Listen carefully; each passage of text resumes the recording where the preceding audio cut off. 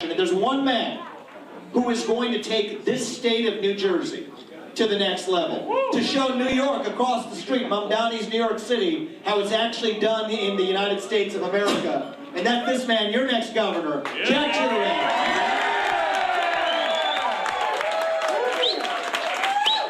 If you want to restore merit in this state, back Jack.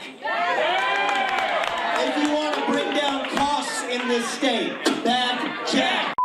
Hey gang, it's me, Dr. Steve, and in today's video, we're going to take a deep dive in one of the most critical races of 2025, and that's the New Jersey gubernatorial election. I know a lot of you are watching this race very closely. It should have been a slam dunk for the Democrats. I mean, that's certainly what they were assuming over the last several months or years, and yet here we are with just weeks to go before Election Day.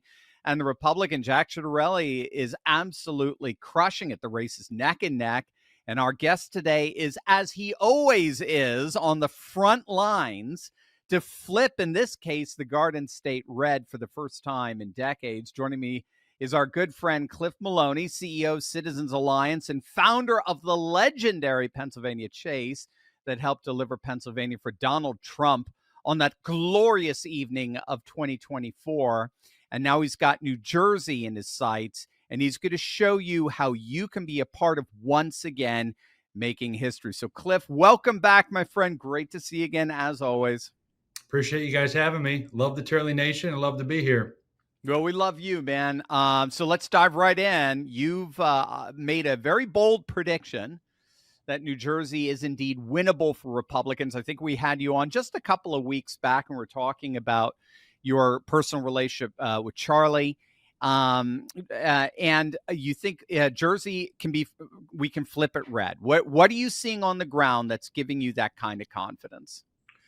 Yeah, well, Steve, obviously Charlie's passing was kind of the reason that I'm going public now about this. We were going to kind of double down on Pennsylvania, which we've done. We're running the PHAs this year. But, once the assassination happened, I realized we need a fight. Yeah. And we've been on the ground in Jersey since August 4th. So we have 105 individuals on the ground. Cool. We've pledged to knock 500,000 doors for Jack Turley by chasing ballots across the state. We've knocked over 300,000. So we've got, a little less than 3 weeks left before Election Day, but we're on track. But the numbers in New Jersey are very eerily similar to those in Pennsylvania.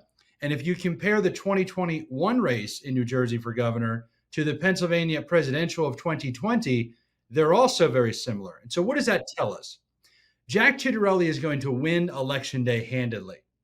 But Jack Turley lost vote by mail it was a huge gap of vote by mail in 2021.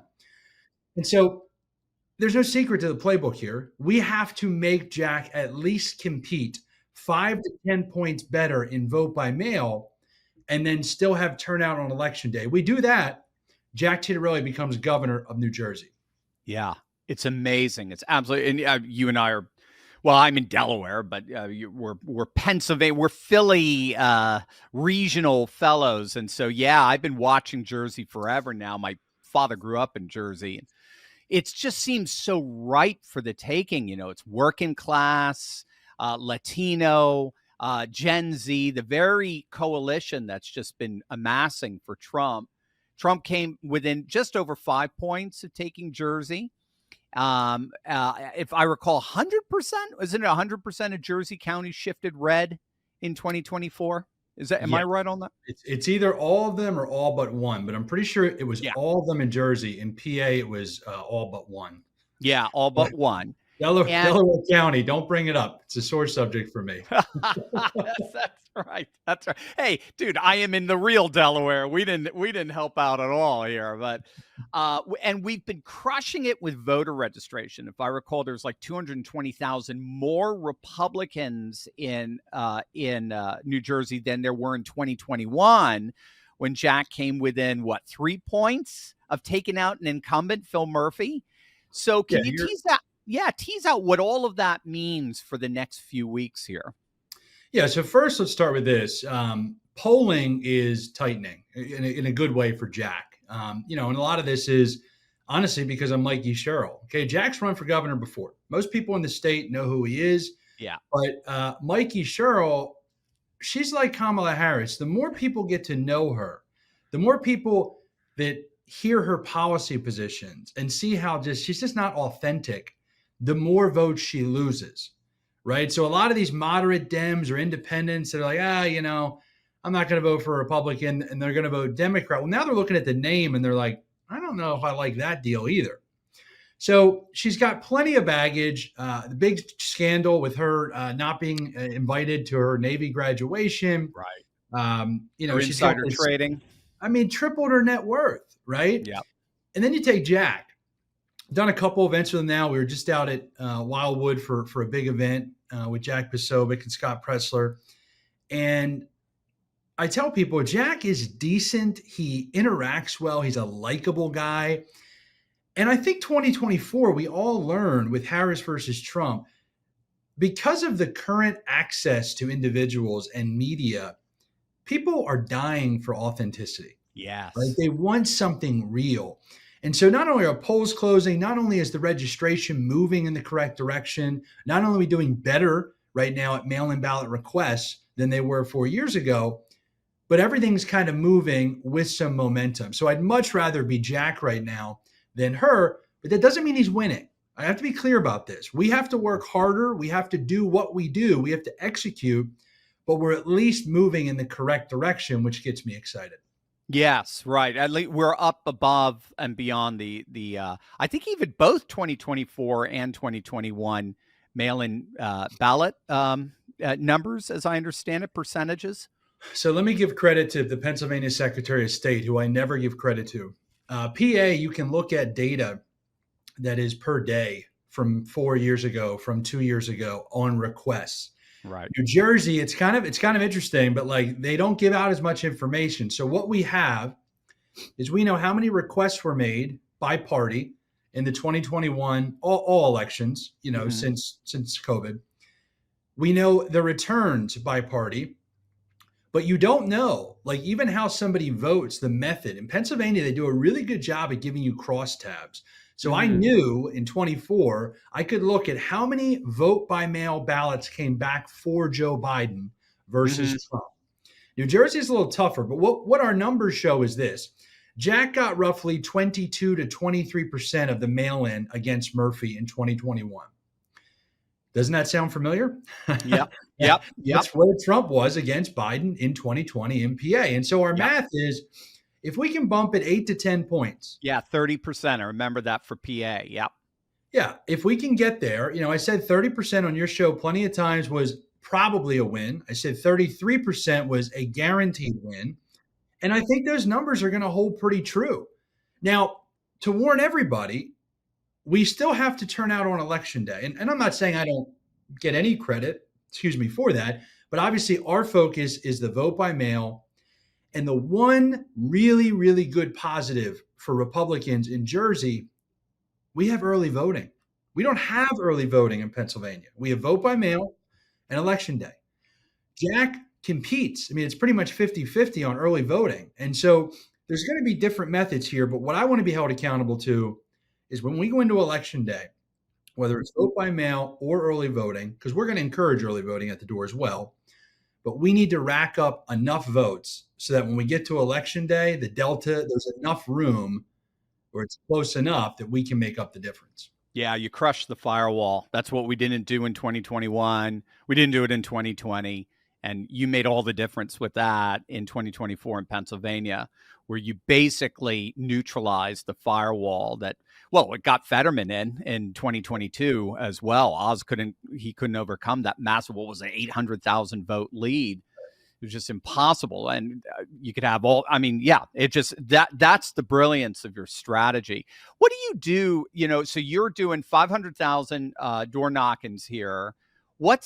When you have your canvassers knock on doors, what's the specific message that they're delivering? How do they tailor that message for, just different types of voters? You might have Republicans who just need motivation, the low prop voter, independents who are kind of on the fence, maybe even some disaffected Democrats are looking at this Mikey gal and going, who the heck? I don't want Kamala 2.0. How do you tailor your message to the different voters? Yeah. And so just so everyone out there knows, Citizens Alliance is doing 500,000 doors in New Jersey for the New Jersey Chase program. And we're doing 500,000 doors in Pennsylvania as a continuation of the PA Chase. And we're going to keep doing that every year. We will increase in the bigger years, but it's all about permanent infrastructure. The script, Steve, to your question on what we're saying at the door.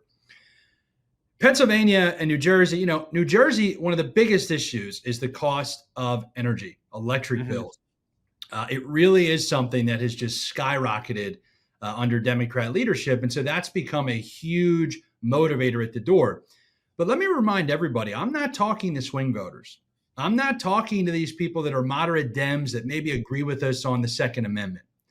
There are enough Republicans in New Jersey that if we go out there, obviously phase one, we're getting them to request a mail-in ballot. They're low props. They're not likely to vote. But if we get them to request it, yes, and a ballot gets sent to their house, 7 out of 10 of those people are now going to vote, and they weren't likely to vote until that moment. Wow. Then amazing. Phase two, which is what we're in now in most counties in Jersey, once ballots go out, we are then only going to the door of every registered Republican that has not returned their mail-in ballot. And it's a simple conversation. Dr. Steve, I'm Cliff with New Jersey Chase. I know you got a ballot sitting in there on your dining room table. I know you're a Trump Republican. We got to get you to fill out your ballot and send it back. That's it. Now, obviously, there's some finesse and you build a relationship at the door, but that same door knocker will go back and chase the ballot of the same voter every 7 to 10 days. And that's the power of relationship. And eventually the person will say, how do I get you to stop coming to my house? Vote. If you vote, you're off the list. You'll never see me again. In 4 years you'll see, or 2 years. That's right. So that's kind of the basics. And look, my big ask to everyone out there, we've got about 400 of the 500,000 doors are funded, but I'm spending the next 2 weeks just grinding on the road, to raise it. If folks want to give, it's njchase.org, njchase.org. And it's $175 to cover an entire day of ballot chasing. As I've said on the show before, that goes 100% to their pay, their housing, and their gas cards.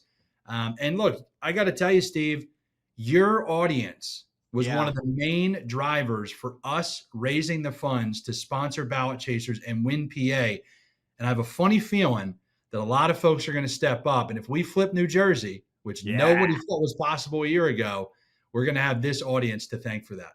Yeah, thank you for mentioning it, because a lot of people don't know that who are watching.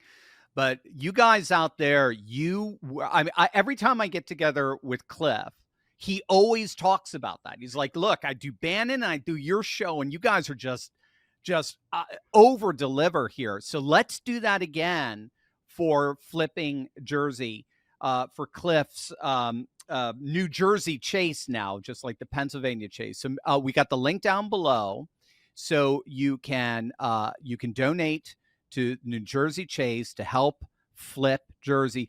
Are you also taking some applications for people to help knock doors? Sure.